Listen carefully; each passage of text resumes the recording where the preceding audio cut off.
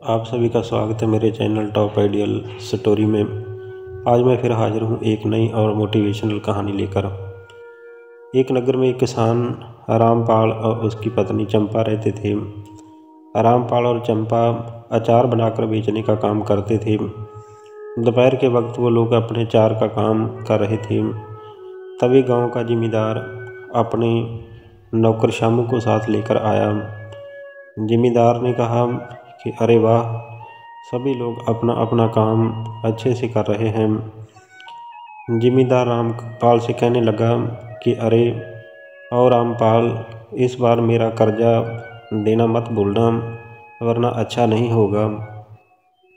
मैं पिछली बार की तरह माफ़ नहीं करूँगा। रामपाल ने कहा कि मालिक, मैं समय से पहले ही आपके पैसे चुका दूँगा। जिम्मेदार ने कहा कि बाकी लोग भी ध्यान से सुनो कि मेरा पैसा समय से पहुंच जाना चाहिए, समझे। जिम्मेदार ने कहा, शामू सभी को ये बता दीजिए। शामू ने कहा ठीक है मालिक, लेकिन एक बात मेरी समझ में नहीं आई। जिम्मेदार ने कहा कि बोलो कम अक्ल इंसान, क्या समझ नहीं आया है।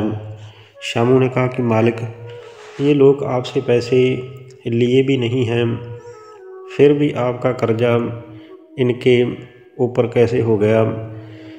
जिम्मेदार ने कहा कि अक्ल के दुश्मन, इन सभी लोगों को कभी न कभी उधार की ज़रूरत पड़ी थी और तब मैंने उधार दिया था, पर तब से लेकर अब तक ब्याज चल रहा है। ये नगर हमारा है, मैं यहाँ का जिम्मेदार हूँ। अगर ये यहाँ रहेंगे तो ये मुझे ब्याज के पैसे देंगे, वरना इनको सब कुछ छोड़कर जाना होगा। शामू ने कहा कि मान के मालिक आपको।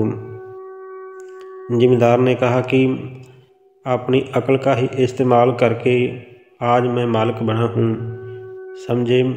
और शामू ने कहा कि समझ गया मालिक, बिल्कुल समझ गया। तभी जिम्मेदार और शामू ने खेत में काम कर रहे एक और किसान को देखा।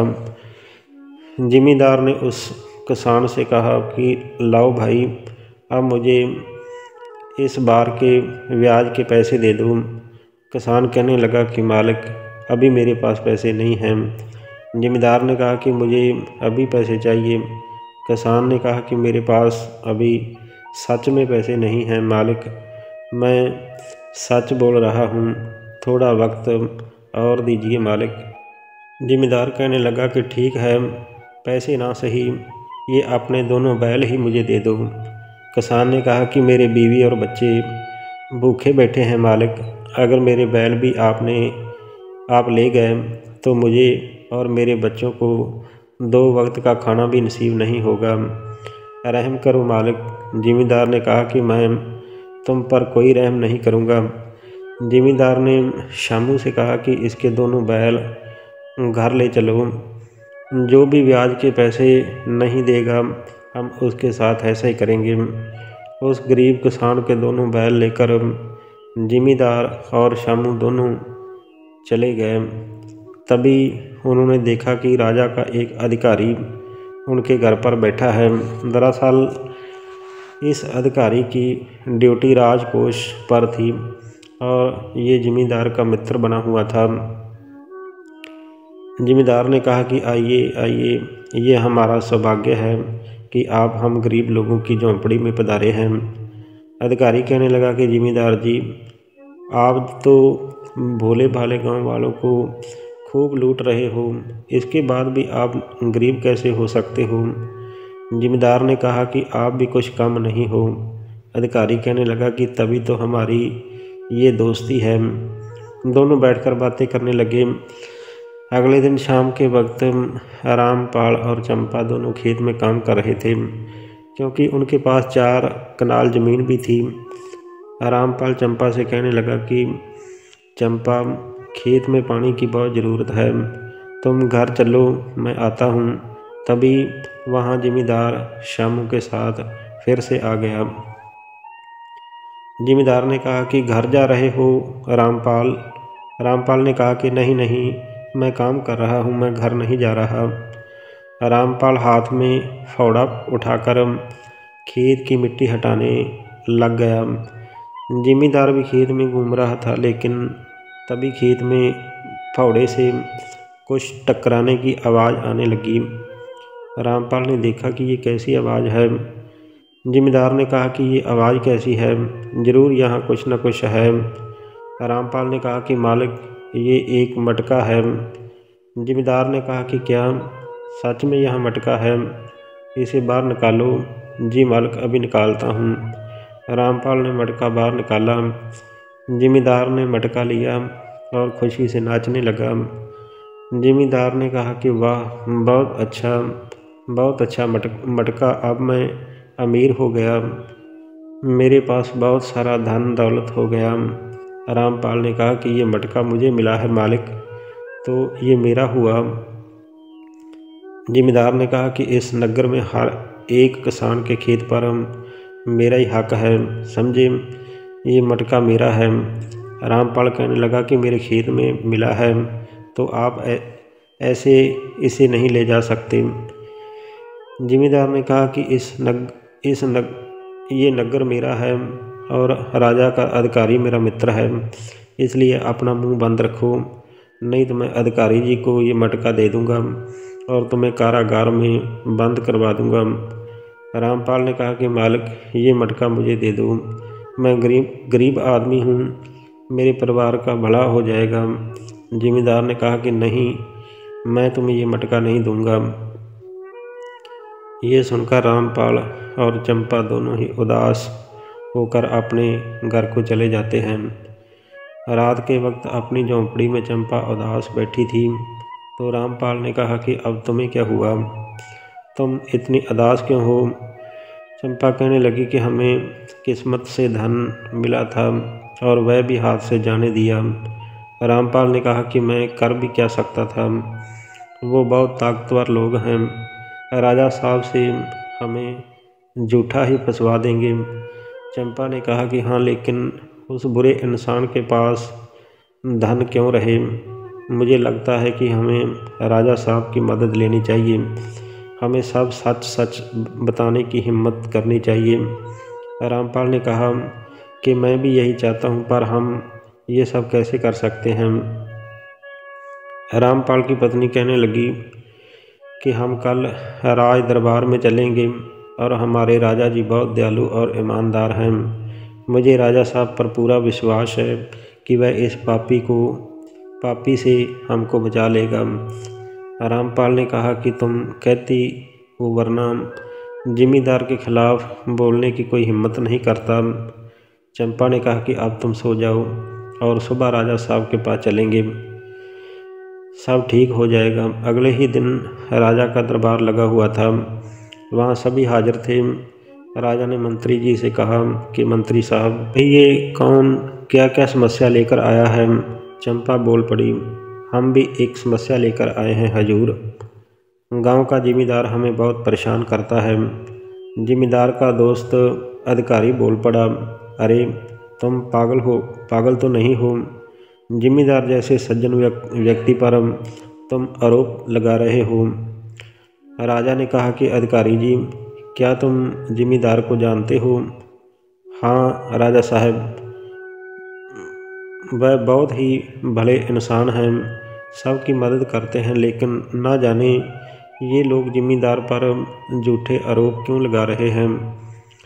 राजा ने कहा कि अधिकारी जी, तुमने अभी आरोप सुना भी नहीं और पीड़ित को पहले ही चुप करा दिया है। इस राज दरबार में सबको न्याय का अधिकार है। अधिकारी ने कहा कि माफ़ी चाहता हूँ महाराज, लेकिन फिर राजा ने कहा कि रामपाल बोलो, क्या कहना है तुम्हें? रामपाल ने कहा कि महाराज, मैं और मेरी पत्नी खेत में काम करते हैं, लेकिन जिमीदार आकर आधी फसल ले जाता है। हद तो तब हो गई जब मुझे सोने से भरा हुआ एक मटका खेत में मिला, उसे भी जिमीदार ले गया। इतना सुनकर उस अधिकारी के होश उड़ गए। राजा ने अधिकारी की तरफ देखा। राजा ने कहा कि अधिकारी जी, शायद चोर मिल गया है, जिमीदार को तुरंत ही पेश किया जाए। तो अधिकारी ने कहा कि राजा साहब, ये गरीब लोग हैं, कुछ भी बोलते हैं, आप इनकी बातों में मत आइए। ये झूठ बोल रहे हैं और अपने फ़ायदे के लिए कुछ भी बोल सकते हैं। राजा ने कहा कि अधिकारी जी, जितना कहा है उतना करो, जिमींदार को मेरे सामने पेश करो। अधिकारी ने 2 सिपाही भेजकर जिमींदार को दरबार में बुला लिया। जिमींदार ने कहा कि महाराज की जय हो, आपने मुझ गरीब को कैसे याद किया, हुक्म करें महाराज। राजा ने कहा कि रामपाल और चंपा ये जो भी कह रहे हैं, क्या वह सच है? तुम्हें कोई मटका मिला था? जिमींदार ने कहा कि नहीं महाराज, आप और रामपाल किस मटके की बात कर रहे हैं, मुझे समझ नहीं आ रहा है। मैंने ऐसा कोई मटका नहीं देखा। रामपाल ने कहा कि जिमींदार साहब, सच बोलिए कि आपने मटका देखा नहीं बल्कि छीना है। जिमींदार ने कहा कि नहीं महाराज, ये सब झूठ बोल रहे हैं। तभी पीछे से जिमींदार का नौकर शामू आया। उसके हाथ में एक बहुत बड़ा बोरा था। उसे देखकर जिमींदार कहने लगा कि तुम यहाँ पर इस बोरे को लेकर क्यों घूम रहे हो? शामू कहने लगा कि राजा साहब, मैं जिमींदार का नौकर शामू हूँ और हमेशा जिमींदार के साथ ही रहता हूँ। मैं कुछ सच आपको बताना चाहता हूँ। राजा, हाँ बोलो। महाराज, इस बोरे में दान से भरे मटके हैं जो कि इस राजमहल से चोरी किए गए हैं। राजमहल के खेत से जो मटका मिला है वो भी इसी में है। जिमींदार चालाकी से कहने लगा कि देखा महाराज, मैं कहता था ना, मैंने कुछ नहीं किया है, मेरा नौकर चोरी कर रहा था। इसका मुझे दुख है, आप इस चोर को फांसी पर चढ़ा दीजिए। नौकर शामू कहने लगा कि रुकिए ज़रा, सब्र कीजिए जिमींदार जी। राजा ने कहा कि शामू, तुम अपनी पूरी बात रखो। शामू ने बताया कि महाराज, जिमींदार बहुत ही दिनों से आपका धन चुरा रहा था, इसलिए मैंने ये मटका रामपाल के खेत में छुपा दिया था, जिसको जिमींदार ने वापस छीन लिया। चंपा को मैंने पहले ही बता दिया था। राजा ने कहा कि लेकिन तुम तो जिमींदार के साथ वर्षों से काम कर रहे हो, अचानक उसके खिलाफ कैसे? शामू ने कहा कि ये एक लंबी कहानी है महाराज। इस कपटी जिमींदार से मैंने कुछ रुपए उधार मांगे थे।